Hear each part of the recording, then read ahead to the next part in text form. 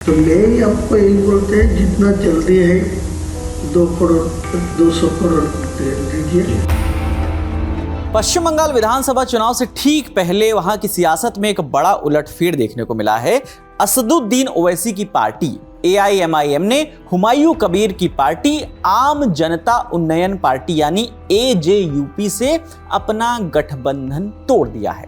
ये फैसला एक कथित विवादित वीडियो सामने आने के बाद लिया गया, जिसने बंगाल की राजनीति में हलचल मचाई है। AIMIM ने साफ कहा है कि वो ऐसे किसी भी ऐसे बयान या गतिविधि से खुद को नहीं जोड़ सकता जिसमें मुसलमानों की ईमानदारी या निष्ठा पर सवाल उठे। पार्टी ने यह भी कहा है कि अब वो बंगाल चुनाव स्वतंत्र रूप से यानी इंडिपेंडेंट होकर लड़ेगी, आगे किसी भी पार्टी से वो गठबंधन नहीं करेगी। पार्टी ने अपने एक हैंडल पर लिखा, हुमायूं कबीर के खुलासों ने यह दिखा दिया है कि बंगाल के मुसलमान कितने असुरक्षित हैं। AIMIM किसी भी ऐसे बयान से खुद को नहीं जोड़ सकती जिसमें मुसलमानों की ईमानदारी या निष्ठा पर सवाल उठाया जाए। आज की तारीख में AIMIM ने कबीर की पार्टी से अपना गठबंधन खत्म कर दिया है। बंगाल के मुसलमान देश के सबसे गरीब, उपेक्षित और शोषित समुदाय में से एक हैं। दशकों तक चली सेकुलर सरकारों के बावजूद उनके लिए कुछ खास नहीं किया गया। AIMIM की नीति है कि वो हर राज्य में चुनाव इसलिए लड़ती है ताकि हाशिए पर पड़े समुदायों को अपनी स्वतंत्र राजनीतिक आवाज मिल सके। हम बंगाल चुनाव स्वतंत्र रूप से लड़ेंगे और आगे किसी भी पार्टी से कोई गठबंधन नहीं करेंगे। तो ये पूरा मामला आखिर क्या है वो हम आपको बताते हैं।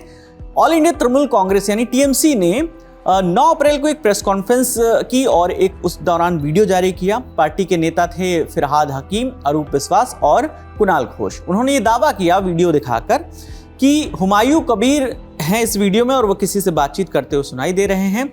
वीडियो पर जो तारीख दर्ज है वो है 19 दिसंबर 2025 की। वीडियो में कथित तौर पर कुछ विवादित बातें सुनाई देती हैं। मसलन 1000 करोड़ रुपए आएंगे, मुसलमान बहुत भोले हैं, उन्हें बेवकूफ़ बनाना आसान है।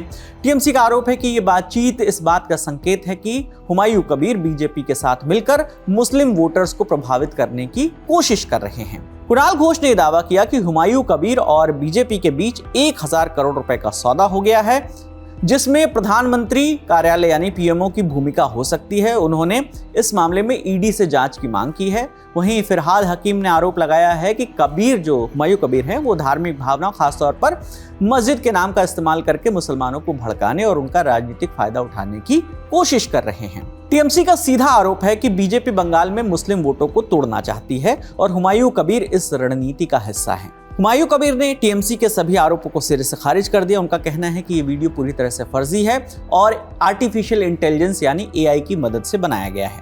उन्होंने पलटवार करते हुए ममता बनर्जी, अभिषेक बनर्जी, कुणाल घोष और फिरहाद हकीम पर साजिश रचने का आरोप लगाया और कहा कि इन सभी के खिलाफ मानहानि का मुकदमा करूंगा।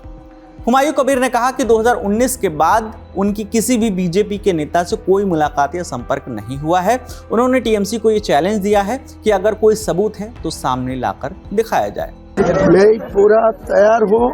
बंगाल को जो आम आदमी है मेरा पास है, अगले दिन चुनाव में मेरा पास सपोर्ट देगी, मेरा पास इस चुनाव में वोट डालेगी तो ममता बनर्जी को सत्ता से हटा देंगे। इस वीडियो में कई बात हो रही है कि मुस्लिमों को बेवकूफ़ बनाना, BJP के साथ डील करना 1000 करोड़ का, इसके लिए क्या इस वीडियो का? अरे भाई क्या ताज्जुब का बात बोल रहा है।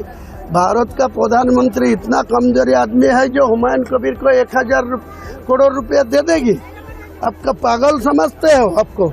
ममता बनर्जी पागल बन गया, अभिषेक पागल बन गया, हुमायूं कबीर कभी पागल नहीं बनेगा।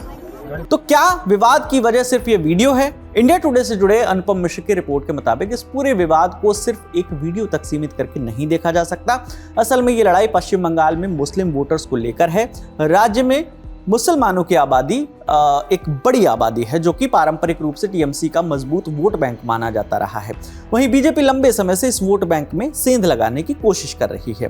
TMC का दावा है कि हुमायूं कबीर इसी रणनीति का हिस्सा है, जबकि हुमायूं कबीर खुद को एक स्वतंत्र राजनीतिक विकल्प के तौर पर पेश कर रहे हैं। ऐसे में सवाल उठता है कि अब आगे क्या होगा? आगे ये मामला 2 मोर्चों पर बढ़ सकता है। पहला, अगर ED जांच शुरू करती है तो मामला और बड़ा हो जाएगा, और दूसरा, अगर हुमायूं कबीर अदालत जाते हैं तो ये एक लीगल बैटल में मामला पूरा तब्दील हो जाएगा। लेकिन इन सब के बीच में बड़ा सवाल यही है कि क्या वीडियो असली है या AI से बनाया गया है? इसका जवाब फिलहाल किसी के पास नहीं है, लेकिन इतना साफ है कि बंगाल चुनाव से पहले ये विवाद जल्द खत्म होने वाला अब नहीं है, क्योंकि यहां सिर्फ एक वीडियो नहीं बल्कि पूरे वोट बैंक की राजनीति दांव पर लगी है। बाकी इस पर आपकी क्या राय है, आप हमें कमेंट सेक्शन में जरूर बताइएगा। मेरा नाम विकास वर्मा है, देखते रहिए दी लल्लन टॉप। शुक्रिया।